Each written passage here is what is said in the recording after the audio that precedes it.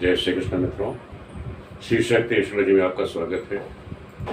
मैं आपको सिखा रहा हूँ कुंडली फलित करना। कुंडली आप देखेंगे कैसे, जैसे आपको लोग मैं बताता आ रहा हूँ कि राजयोग के बारे में, कि कुंडली आपके सामने आ गई तो उसमें कैसे राजयोग देखेंगे।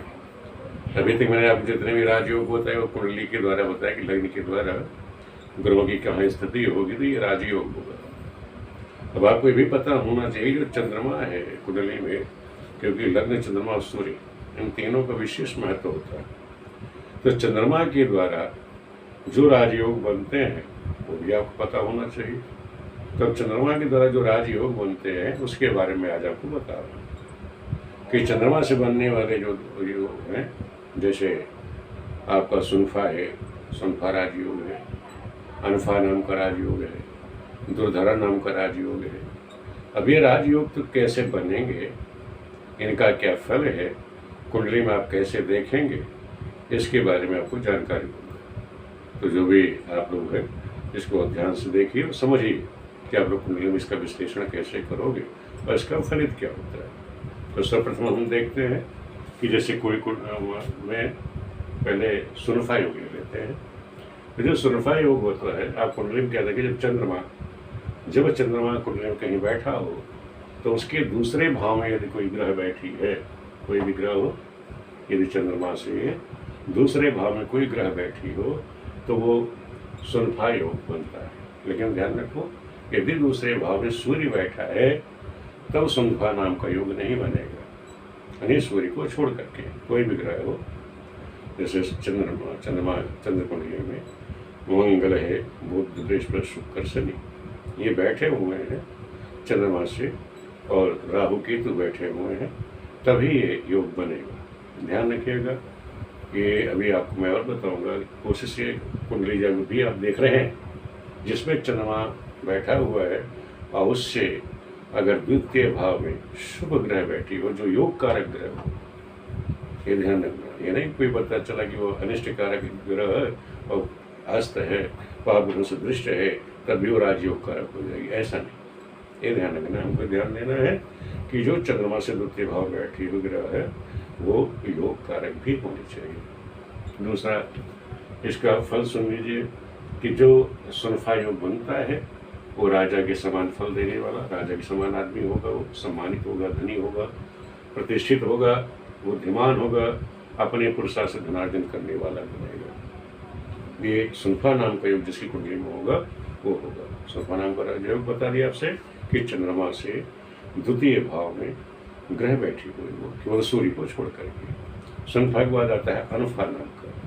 अनफा नाम के योग है कि चंद्रमा से 12वें भाव में, जहाँ चंद्रमा बैठा उसके 12 भाव में कोई भी ग्रह बैठी हो, वो फिर वही शर्त है कि सूर्य को छोड़ करके, सूर्य ना बैठा हो, सूर्य को छोड़ करके बैठा हो तो अनफा नाम का योग बनेगा।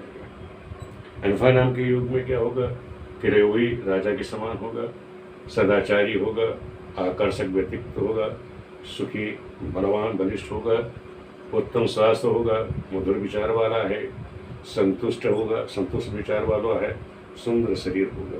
तो ये अनफा नाम के योग का कारण है। अगर अनफा योग बनता है कुंडली में तो इस तरह से इसका फलित होगा। तीसरा आप समझ लीजिए दुर्धरा नाम का योग।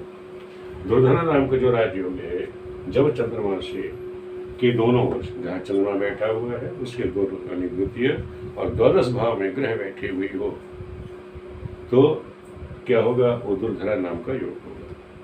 ये नहीं देखना है कि वहाँ पाप ग्रह बैठी है, शुभ ग्रह बैठी है। हमको ये देखना है, आप बहुत से लोग क्या कहते हैं कि दूसरे द्वादश भाव में ग्रह बैठी है, वो पाप ग्रह बैठी है, शुभ ग्रह बैठी है, तो क्या फल देगी।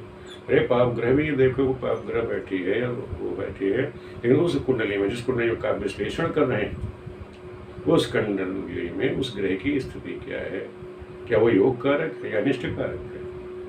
ये ध्यान रखना है कि अगर कोई कुंडली आप ले रहे हैं चंद्रमा से द्वादश भाव में, चंद्रमा से द्वादश और द्वितीय भाव में अगर योग कारक ग्रह बैठी है, वो ग्रह कैसी होनी चाहिए, योग कारक हो, अस्त ना हो, किसी ग्रह से पीड़ित ना हो, तो वो राजयोग कारक हो।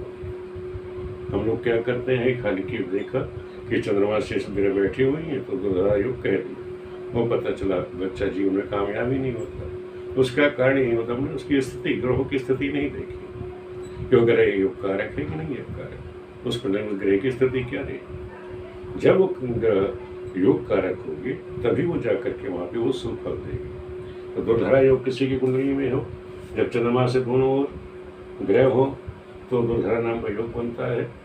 इसका अर्थ है कि अनफा और सुनफा नाम के दोनों योग उसमें विद्यमान है और जो ग्रह है वो योग कारक है। तो इसका फल क्या होगा, जातक भोगी बनेगा, दानी होगा, धनवान होगा, वाहन से युक्त होगा, उदार हृदय होगा, कुशल वक्ता है, कुशल होगा हर कार्य में, शत्रुओं से युक्त तो रहेगा ही, धार्मिक होगा, विद्वान है, दानी है, यशस्वी और भाग्यशाली होगा। ये तो हमने आपको बता दिया कि सुनफा अनफा दुर्धरा योग और उसके फल।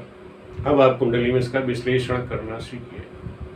अब हमको देखना है, सबसे पहले मैंने बताया कि अनफा नाम का योग, सुनफा नाम का योग है जो चंद्रमा से जो दूसरे भाव में यदि कोई ग्रह हो।